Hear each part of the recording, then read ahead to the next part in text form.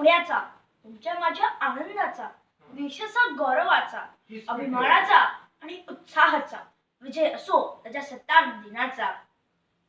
मंचावर उपस्थित मान्यवर, माझे गुरुजन वर्ग आणि माझ्या विद्यार्थी मित्रांनो, आज आपण इथे स्वतंत्र भारताचा 71वा प्रजासत्ताक दिन साजरा करण्यासाठी जमलो आहोत.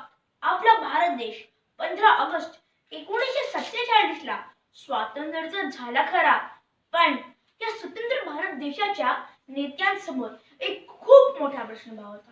एवढा मोठा देश चालवायचा कसा?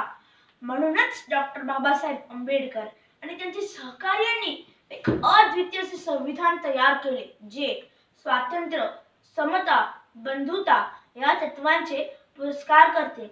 या भारत देशाला महासत्ता बनवण्याची जबाबदारी सर्वस्वी आपल्याच खांद्यावर आहे. पण या महासत्ता बनू पाहणाऱ्या भारत देशामध्ये खूप गंभीर समस्या आहेत. त्यातली काही समस्या आज मी तुमच्या समोर बोलणार आहे. शेतकऱ्यांची व्यथा. काळ्या मातीत जन्मला, काळ्या मातीशीच नातं, खाम गाळून या कष्टाचा भरतो तुमचे आमचे पोट. आपल्या धान्यांची कोटी भरणारा माझा शेतकरी अवघ्या जगाचा पोशिंदा आज मात्र स्वतःच्या मुलाच्या पोटी भूक भागवण्यास असमर्थ ठरला आहे. यापेक्षा वाईट ते काय? या मागे बरीच कारणे आहेत. बदलते निसर्ग चक्र, कधी ओरडा तर कधी कोला दुष्काळ, अवकाळी पावसाने घातलेले थैमान शेतकऱ्यांना कर्जबाजारी केलं आहे. लक्षात ठेवा, जोपर्यंत आपण शेतकऱ्यांना मुख्य प्रवाहात आणत नाही तोपर्यंत ह्या देशाचा विकास तकलादू आहे. स्त्रियांची सुरक्षा हे भारतात खूप गंभीर समस्या आहे.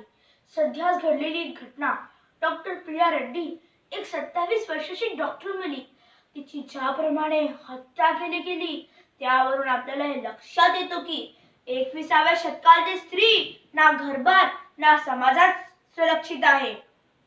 स्त्रियांचे संरक्षण करायचे असेल तर स्वतःमधील शिवाजी महाराज जागवा, कारण या देशाला आता दुसरी निर्भया नको. एकीकडे वाढती बेरोजगारी, भ्रष्टाचार हे भारतात वाढत आहे, पण दुसरीकडे माझा भारत देश प्रगतीचे उंच इमले बांधत आहे. इस्रोने केलेली कामगिरी उल्लेखनीय आहे.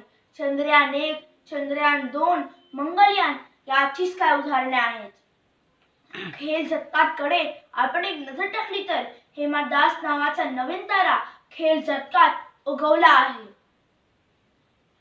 विराट कोहली, पी.व्ही. सिंधू, मॅरी कॉम यासारख्या खेळाडूंनी जागतिक कीर्तिमान स्थापन केले आहे. आपणही देशाचे चांगले नागरिक बनून देश सेवा केली पाहिजे, कारण आपल्यामध्येच उद्याचे डॉक्टर, शिक्षक, इंजिनियर बसले आहेत आणि त्यांची जडघडण अनिल दालम्यासारख्या उत्तम शाळेत होत आहे. आपण आपल्या देशाचे, शाळेचे व पालकांचे ऋण फेडण्यासाठी आपण पेटून उठले पाहिजे, कारण या भारत देशाला काल उज्ज्वल भारत बनवण्याची जबाबदारी सर्वस्वी आपल्याच खांद्यावर आहे. जय हिंद.